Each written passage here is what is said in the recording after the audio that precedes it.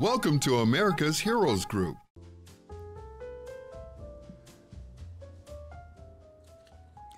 Okay, welcome, folks, to America's Heroes Group Roundtable with sponsor and partner RHF Ninja Warrior Competition. Today is Saturday, June 3rd, 2023, and June is the LGBTQ Pride Month, so let's keep that in mind, folks. Our host is Kelley. I'm co-host, attorney Ernesto Borges of the law firm of Borges & Wu. Our executive producer is Glenda Smith, and digital media producer is Ivan Ortega of Scouts Honor Productions. So we've got our partner today is Darren Jeffrey, and he's the founding board member of RHF and also the original course creator / builder for the TV show American Ninja Warrior on NBC. Our panelist, Dr.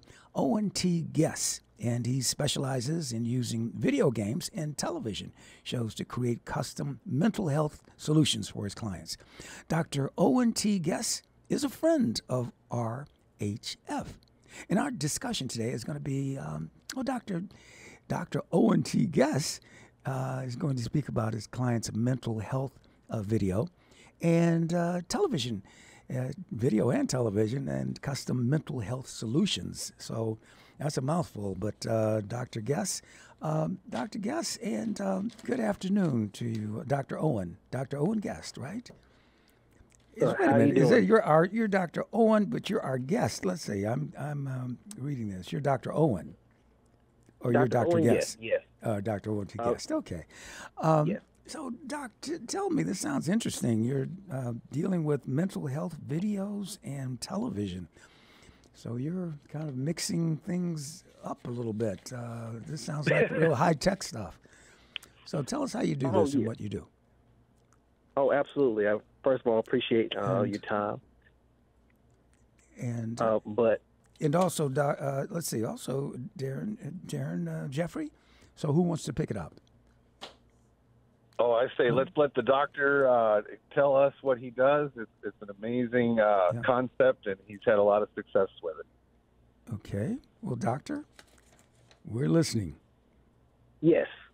What I do is I use television shows that are either nostalgic or like, your old shows like Family Matters, those type of things, or lately being able to use shows like The Last of Us that's popular to be able to help families, military veterans, active service members of learning how to deal with PTSD, transition, anxiety, bringing families back together, and then also kind of wanting to incorporate the physical aspect of things. That's where Darren Jeffrey comes in and helping with that to be able to get people physically involved, families more so physically involved together, because that's how we grow together, both mentally and physically. I've done this for about 14 years now, and it's proven to show great results for all my clients, whether they be individuals or couples. I see. Wow. And that's fascinating, and then also using the video games. I think that's what got Dr. Owen and myself together was the video game side of things, because the whole esports with the younger populations. Right now I hear statistics coming out of the military at large. Over 85% of the enlisted force are gamers. They know how to play the games. They speak fluently about the games, and so having Dr. Guess's ability to take a game like that and a person that plays these games and turn that and transform some of those moments in the game into these high-functioning, therapeutic, insightful moments where you get a glimpse at yourself, in a way that you wouldn't really get in any other fashion. And it's really phenomenal. So can we talk a little bit about the esports, Doctor? Yes. Being able to use multiple video games. I've used fighting games. That's part of my dissertation to help me get my doctorate. Using fighting games, typical what people would say violent games, to help people be able to see who they are as individuals in a third-person perspective, understanding their anxiety, how they respond to that anxiety, understanding the first-person perspective that comes in games like Call of Duty, how we respond to, just for example, if you're being raided, being able to see what is your typical response, why do you respond that way, and how do you do that in real life, as opposed to having the control and success in the video game that you have, because so many people that are enlisting or coming out of the service are heavy into video games, to where we're looking at people becoming cyber warriors, those type of things. People have talents, and those games bring out those talents, but I'm here to help show them what they can do outside of the game with those same strengths that they're doing in the game. Wow. Ernesto, isn't that amazing? Well, it absolutely is amazing, and I was wondering when we would move in that direction, because so many people are into these video games, and we don't want the violent games. But Doc, I see that you're your PhD, and a PhD in what area is this? What is your PhD in? My PhD is in mental health. Mental health. Okay, Yes. so yeah, it's nice to see that you integrate this. So how does it work exactly? I mean, somebody comes to see you, and what, do you let them view a video game, or do they get the controllers and all of that, and then you kind of determine what their response is going to be? Or is it like Pavlov's dogs or something, or what? I'm just curious. How, practically, how does that work when somebody comes to your office or what have you? Oh, right now, I'm definitely doing things virtually. What we do is, first off, I have to get to know my client, because I'm a person-centered therapist, and what that is for me, understanding them for who they are. They do not come in with any prejudgments at all. They are here to teach me them. And with me learning who they are, because that's a key thing in mental health, is because too often, especially our veterans and active soldiers, come in and they feel judged. That is not what I want to do. I want them to teach me who they are, because that's my role in the therapeutic process. So it becomes individualized. And so what happens is through the process, they're telling me about themselves, their families. I am able to connect them with certain programming, which is the television aspect, where we review episodes to see what sparks up in their mind, their emotions. And then as they're able to dissect that form of media, we then move on to the video games, to where they're playing the games. I'm able to see what they're doing, whether that's I'm joining a party with them, and I'm observing how they're responding. I'm listening to them in chat, what they're doing, and just being natural. And so I then take from that, where we talk about gamification, and that's observing the environment of the game, the music, maybe the type of weapon that you might choose. Some people might want to go in and ball in. Some people might want to snipe. But it's understanding that is how your mind works. And what you're doing with that is going to be how you respond to just problems in everyday life, when you're coming back home from family, when you're interviewing for a job, when you're taking your kids to school, what it is that is going to be your natural reflexes, and being able to see how you can either change that or strengthen it in the right situation. Okay. So somebody is, say, passive aggressive, or and how would you, first of all, let's say you brought up Family Matters as a TV show. Was that? Yes. Show? But how do you determine what TV show to show them, or do you ask them what their favorite was, and then you make a decision based on that as to what video game you would recommend? Can somebody look at a Western and say, I want to see Have Gun Will Travel, or I want to see, something, I Love Lucy, or what have you? How do you decide which TV shows, and then how does that correlate to the video game? And then let's say somebody wants to do some sniper. So how do you handle that? They want to shoot, they want to be aggressive, and then you offer some type of regimen for them, or how does that work exactly? Okay. So I can pick up the first part when it comes to choosing the television shows. Okay. Oftentimes I use Family Matters as a way to show people there's an episode that talks about mourning and how do we effectively mourn, because we are told to serve others through mourning.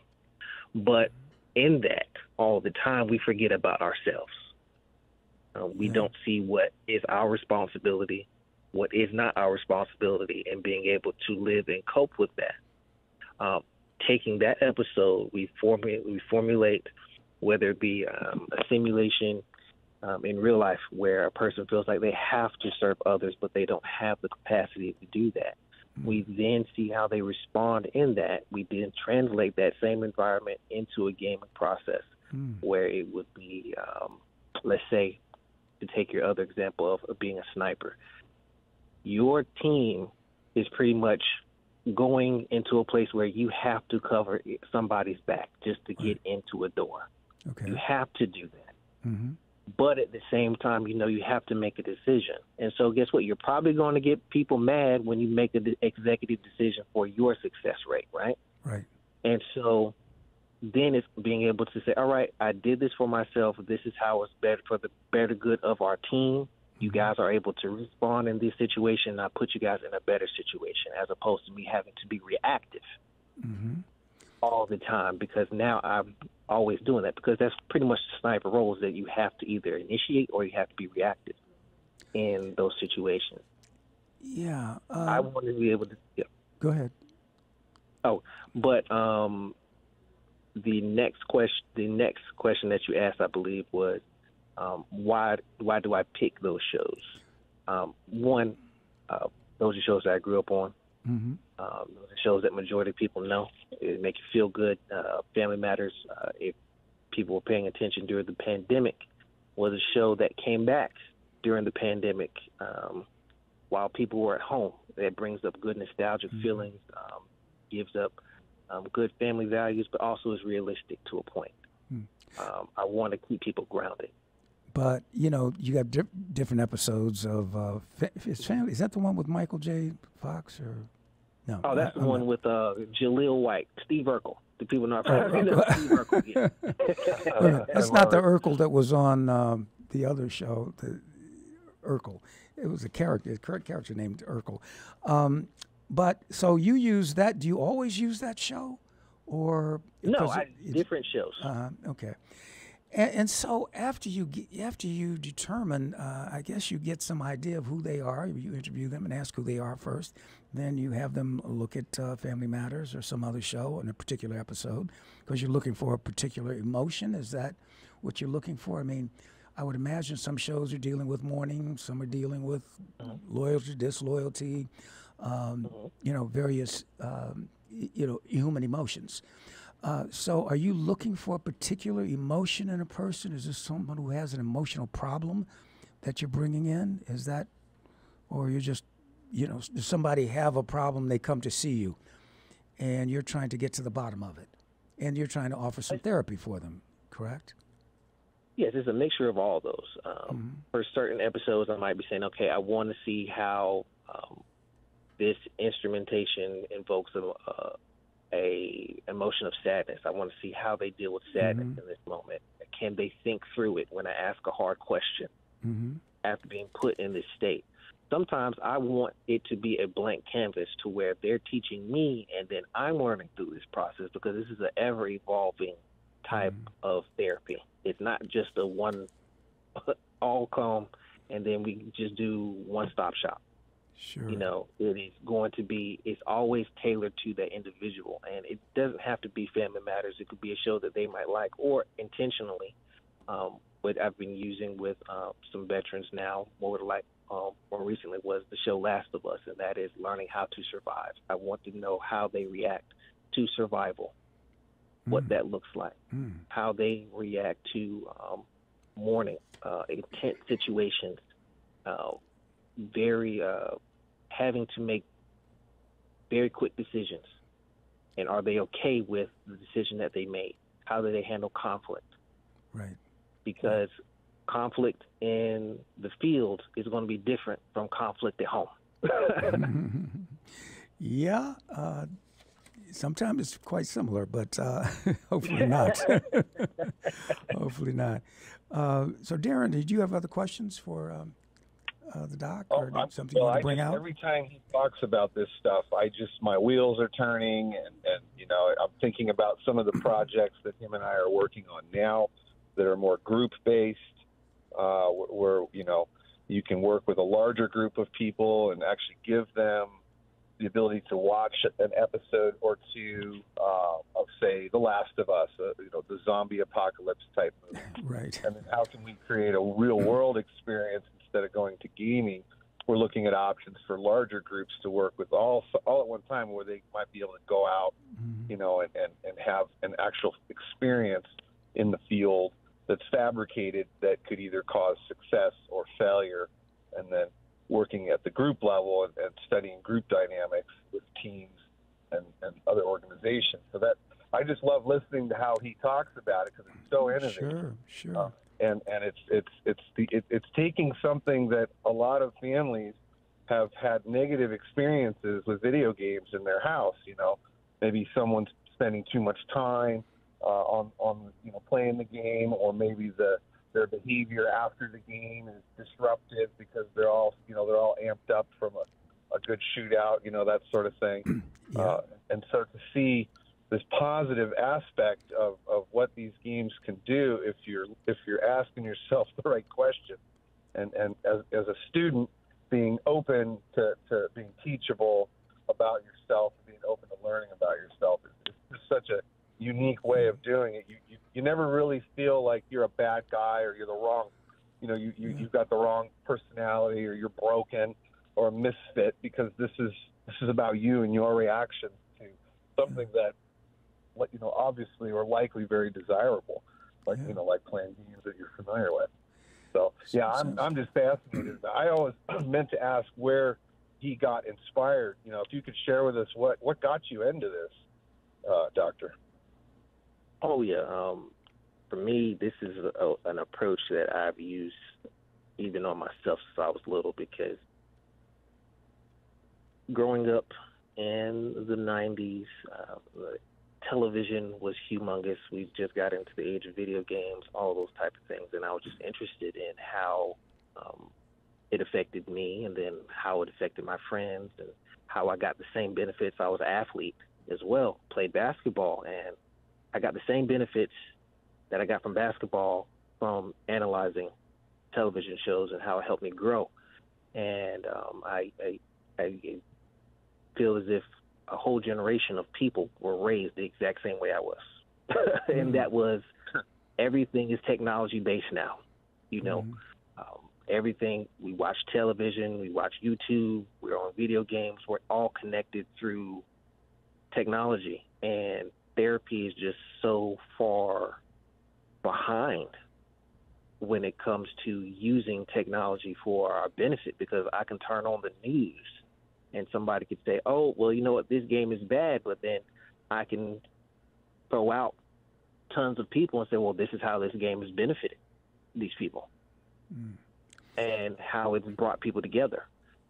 So I believe that we are entering into a new age to where technology has to be a part of mental health and physical health as we move forward as a society. And what better way to be able to give this to our active service members and veterans. That's wonderful. Now, so I mean, ultimately, what is your dream here? And of course, there are video games now, and they're going to be some more sophisticated, like we had Atari in the beginning or something, and now I don't know if you're old enough to remember that, but I am. You are. Okay, Darren. But things are moving so fast, and AI is coming in, and AI is going to help develop some other video games and so forth. Ultimately, what is it that you are trying to achieve, Doc and Darren? What would be your dream situation, your utopia? Well, for me, with his work, it would just be an honor to be able to just be a fly on the wall as he develops the programs. But I personally would like to see this type of behavioral management analytics branch off into larger groups and become beneficial for teams, teams and different organizations that have to work together. Yeah. More on the preventative side rather than the suppression side. Sure. Is there any fear that you have that some people are spending more time with video games than going out socializing and so forth? People talk about it. Everybody's got a phone, and they spend a lot of time talking on their phone or playing a game on their phone.